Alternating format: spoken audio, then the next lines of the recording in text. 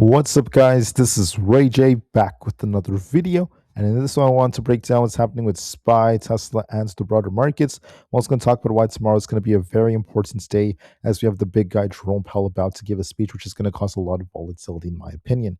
Just know that I am not a financial planner, so take nothing I'm saying as financial advice whatsoever.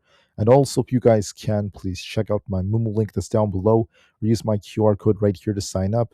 If you sign up for Moomoo with the link down below and deposit $100, you're going to get $20 of free Nvidia stock. If you deposit $2,000, you're going to get $50 worth of Nvidia.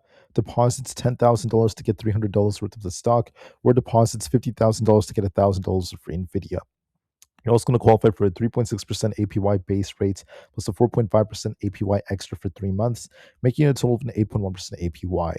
The offer ends very soon, so please check out my link down below to sign up. There's only about 6 days left for this offer. It's very limited.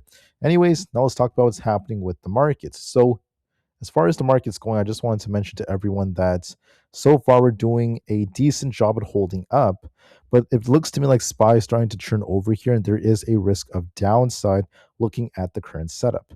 Now, I know the setup is very slow. It's moving like a snail. It's very, very slow to see this panning out, but we have a crystal clear looking left shoulder, a head, and then a possible right shoulder. We're starting to turn over right here. And if we continue to fall, keep in mind there's a gap to fill at 675. So I do expect that to potentially be tested to form a right shoulder for an inverse head and shoulders.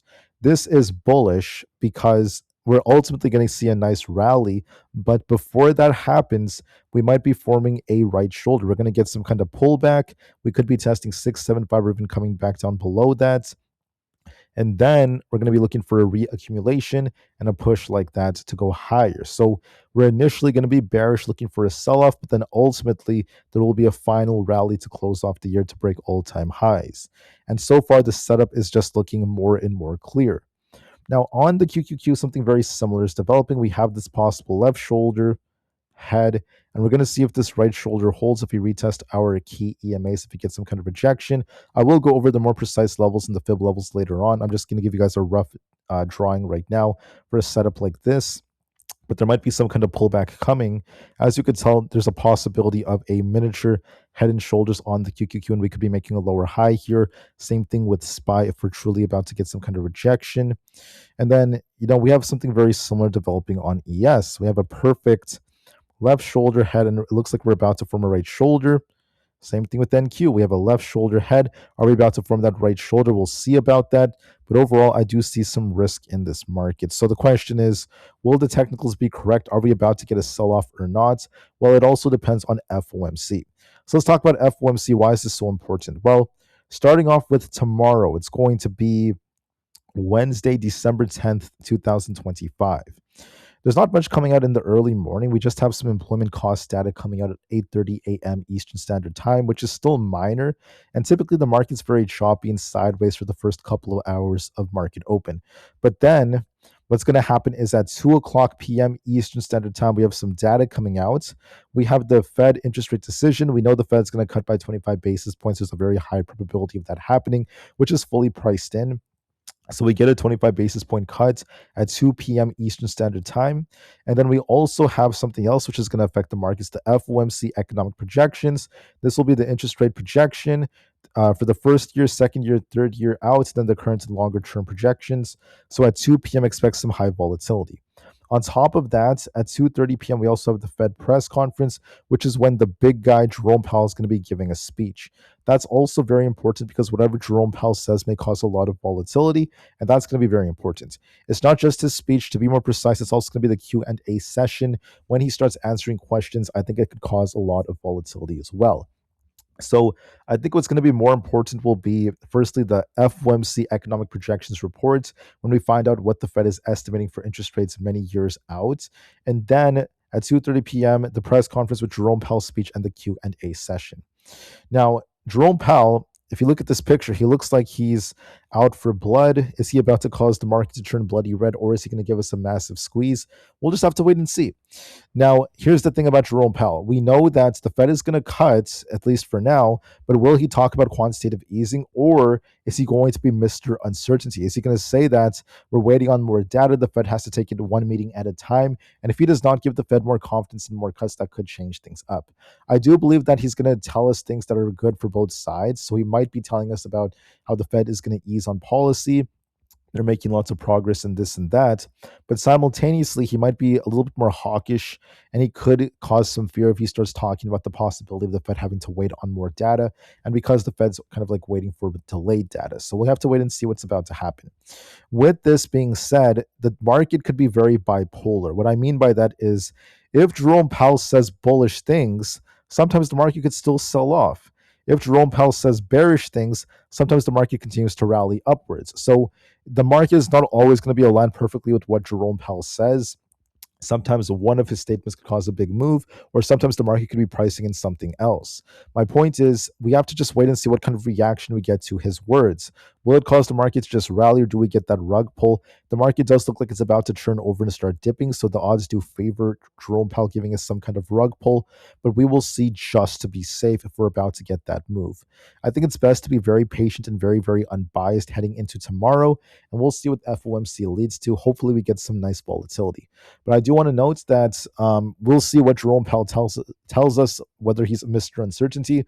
But we know for sure we're going to be getting a cut. I think a 25 basis point cut is solidified at this point. There's almost a 90% chance of that happening. And then we're going to have to see what happens later on. We know the Fed is going to continue to buy back treasuries. So this is, once again, very bullish as we head into the early period of next year. So I am still bullish for the markets overall, but I think we're going to pull back first before we get a bullish move. That's where I lean. Now, we're also going to be listening to see what else the Fed tells us about, the changes. There could also be some new news coming out. President Trump has said that he's going to be, or he's already picked someone to replace Jerome Powell, though it has not been announced who the person is. So I wonder if Jerome Powell is going to be asked about that as well, and what Jerome Powell's tonality is going to be like. Jerome Powell could go down the uncertainty route, or he could be telling us things that kind of like scare the markets. We'll have to wait and see. I think it's best to just not really put words in his mouth and to be very unbiased heading into tomorrow. On top of this, tomorrow is a big day because we also have Chewy announcing earnings in the morning, and then Oracle. Oracle is going to be a big one for after market close. Then for Thursday, we have Broadcom and Costco. Costco is going to be a big one, so get ready for that. And finally, the fear and greed index is currently at fear. It makes up the majority of sentiments. Momentum is at fear. The puts call option ratio might start bouncing as more puts get bought. Then the VIX is trying to bounce. We're getting closer to the 50-day moving average, which tells us that this is going to be approaching resistance and it could be trying to bounce. So what do I think the stock market's going to do? Well, like I said before, it depends on the big guy. It depends on what Mr. Jerome Powell is going to say. What is his opinion about the markets? What's he about to tell us? That's going to be very, very key. So expect the volatility at 2 p.m. when we get the economic projections report, and then the press conference at 2:30. Of course, always remember, the market is not always logical, okay?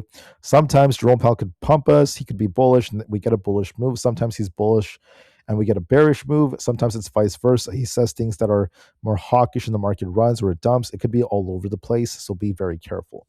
My suspicion is that this setup is looking bearish because we have a bearish divergence developing here, whereas the MACD and RSI are turning down. And then on top of this, we have sort of like a head and shoulders like pattern developing on the SPY chart. So it looks like this is sort of like a left shoulder, a head, and a right shoulder top. And if we can't take out the highs, we're going to continue to downtrend for 675. On top of this, on the daily time frame, SPY looks bearish. We got two rejections, and there is a gap to fill at 675. There's a big gap left on SPY, so we're going to likely be coming down to at least 675 to fill that gap. And if that does not hold, we're looking for potentially retesting the 660s a little bit afterwards. So I think that we're bullish in terms of this inverse head and shoulders, but we're going to see an initial pullback as the most likely possibility. But let's go over the hypotheticals, and I'll talk about my predictions. So if Jerome Powell is going to say things like there's quantitative easing, the Fed's going to ease on policy, and if he causes a rally, you want to see SPY take out 688. If we take out these highs, I think we're going for new all-time highs. However, if Jerome Powell does not say that, if he kind of like is uncertain, or if he says something else that causes the market to like sell off, you want to see 682 fail us. If it can't hold that for 4 hours, I think we return for 678 and then 675 to fill that gap and maybe go lower. Then we'll see if we bounce after that or not. My prediction is, and I can't make promises because it's FOMC. Obviously, I don't know what the big guy is going to say, but based off technical analysis solely, this looks like a left shoulder ahead, and now we're starting to turn for that right shoulder. I think we consolidate tomorrow morning, and then Jerome Powell might be giving us that rug pull for 675. I think that's what's going to happen. I could be wrong about that, but we're going to see if we form some kind of bottom before we see a big rally back up towards new all-time highs like that. There might be one final pullback for the year, which would be very healthy. On top of this, if we are seeing a pivot in the price action, this could be kind of like pointing the direction of a retest of our golden pockets, which would bring us right back down. And that would give us another indication that we are going to see a temporary sell-off. It's also a very symmetrical inverse head and shoulders. That could be another big factor to consider. And then the VIX, another factor is the VIX. Look at the VIX. We have a bullish falling wedge. So the VIX is forming a falling wedge, and we have started to break out of this. So that is a sign that maybe, as long as the VIX does not lose 16, we're going to be favoring 18 plus on the VIX and a nice breakout, which could be a sign that the stock market is going to see a temporary pullback. Keep in mind, I'm saying it's temporary. So my suspicion is that there's going to be downside coming. I favor the gap fill for 675 soon. I think that's the most likely possibility. But of course, I'm not going to promise it. I'm not just going to, full port into puts because I believe that. I'm going to manage risks and be very, very disciplined and be very unbiased heading into tomorrow. And we'll see if we get the confirmation we need. But that is the direction I lean in. On the triple Q, the same setup exists as SPY. We have a left shoulder head, which is like a double top. And now we're starting to form a right shoulder. If we can't take out these highs, it could be a lower high rejection. Maybe we consolidate tomorrow and start rejecting. If Jerome Powell launches us, you want to break 630 on QQQ and start breaking out. And that would take us closer towards the highs over here into like the mid 630s. But if we get a rejection, lose 618, we could be dumping back down towards the lower 610s. So looking at the setup, okay, I think that there's an inverse head and shoulders here. We have a potential left shoulder ahead. And then if we form, this is like a left shoulder head and right shoulder, a miniature head and shoulders right here. That could be a sign we're about to reject to form that right shoulder. And then we try to rally again to close off the year and we break all-time highs. I think that's what's going to likely happen. We also have a golden pocket test right over here where I marked this near that 600 area. That would be a big blessing. If we get like a 3 to 5% pullback, a final pullback for the year, then we start to rally. It's going to be a very, very nice blessing. Could be the case. We will see depending on Powell, but I do lean a bit more in favor of that. I think there's also a gap over here. I think this is still unfilled around like the 610 area, so it might be dipping for that. We'll see about that. Now, the IWM is kind of flat here. I do notice that on the 4-hour time frame, we have rejected off 252 many times in the past, and we're kind of consolidating up here, so there's no direction yet. If we lose 250, we could be looking for a bigger move down. If we break 252, we're looking for a bounce. We're consolidating, so we're going to see if we turn back down towards 248 to 250. ES also has a miniature head and shoulders. So I know this is a little complicated, but there's like a miniature head and shoulders forming here. Which means that this could be looking for a temporary downside move. Well, when you zoom out, the miniature head and shoulders aligns with the right shoulder of the inverse head and shoulders.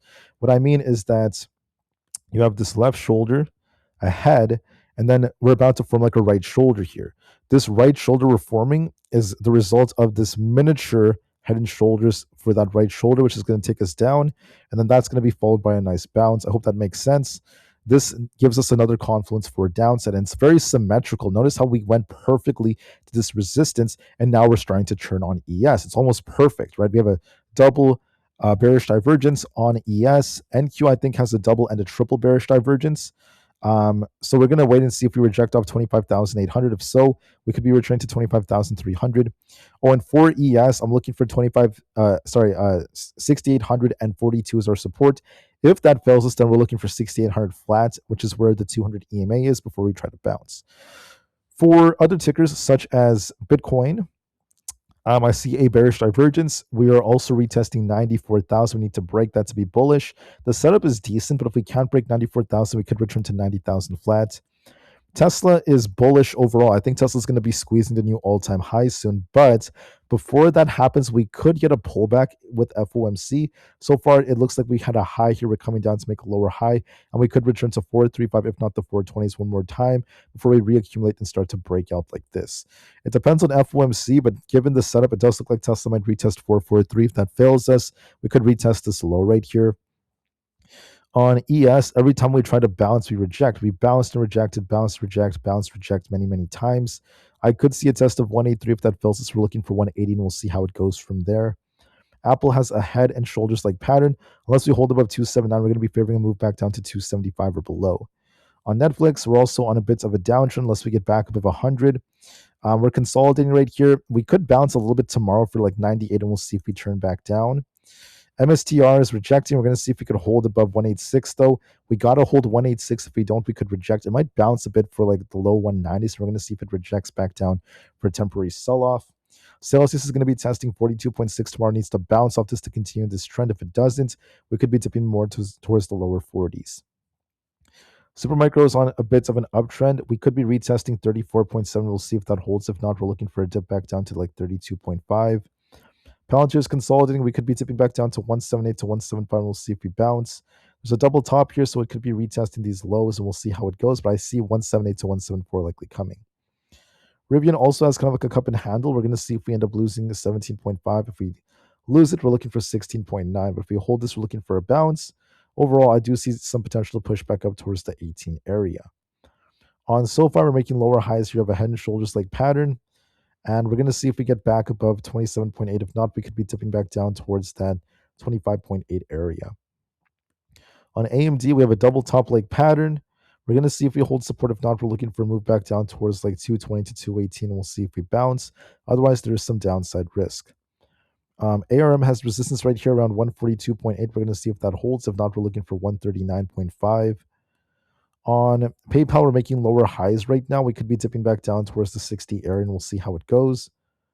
Coinbase is looking for basically 271, and we'll see if it bounces there.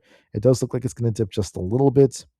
Amazon looks like it might bounce a bit. We have a slight bullish divergence. Might be looking for a test of 230, and we'll see if it rejects. Might go a little bit higher tomorrow morning. Meta needs to get back above 658. If it doesn't, I see a risk of 646 heading into tomorrow. Google's bouncing just a little bit. As long as we're above 317, I could see us try to fill this imbalance, go back up to 320. Microsoft is a little bit more bullish. It's in the middle. It might go a little bit higher. Could be retesting 494, but of course it depends on FOMC, if we're about to bounce or if we get a big rug pull.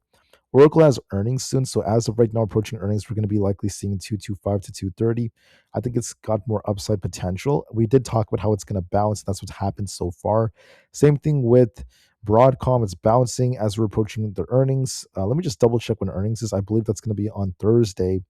So we're going to see if this continues to push higher for like the 410s. So with earnings coming up, these stocks look more bullish. DJT is kind of trading sideways, and the VIX has upside potential for breaking out of this bullish falling wedge.